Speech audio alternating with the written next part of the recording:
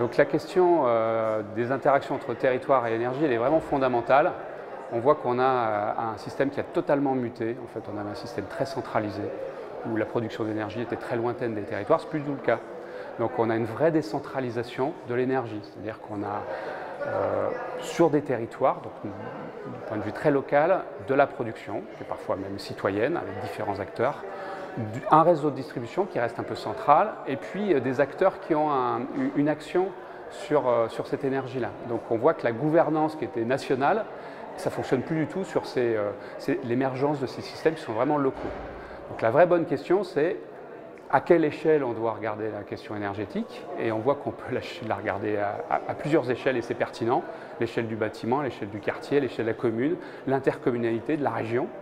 Et la question, c'est quels sont les acteurs pertinents, quelle gouvernance? Et là, il n'y a pas non plus vraiment de réponse. Et on voit finalement, il y a une question qui a été posée tout à l'heure en disant pourquoi est-ce que c'est aussi lent finalement de développer l'énergie?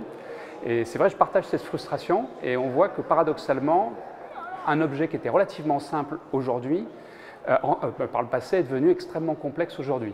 Et ce qui est complexe est difficile à comprendre, et du coup, c'est un frein à la mobilisation des acteurs. Donc pour moi, la vraie réponse, c'est de réinstaller des circuits courts, y compris de coopération, c'est-à-dire bien identifier les acteurs qui sont pertinents à différentes échelles et de mettre en place des actions de coordination. Alors coordination, ça veut dire pouvoir échanger entre ces acteurs, mais aussi, parce que j'y crois, mettre en place de l'expérimentation de façon à ce qu'on ne parle pas d'objets qui sont conceptuels, mais qu'on soit vraiment dans quelque chose qui soit concret, sur lesquels les acteurs petit à petit puissent dire « Ok, c'est pertinent, ça l'est pas, on peut améliorer, impliquer d'autres acteurs de façon à ce que pas à pas, on mette en place quelque chose qui fonctionne à différentes échelles. » J'espère que cette vision elle est de plus en plus partagée, même si parfois il y a encore un peu de résistance au changement, mais oui, je crois que ce monde il sera fait d'énergie renouvelable, de sobriété aussi, qui est un sujet qu'on oublie souvent.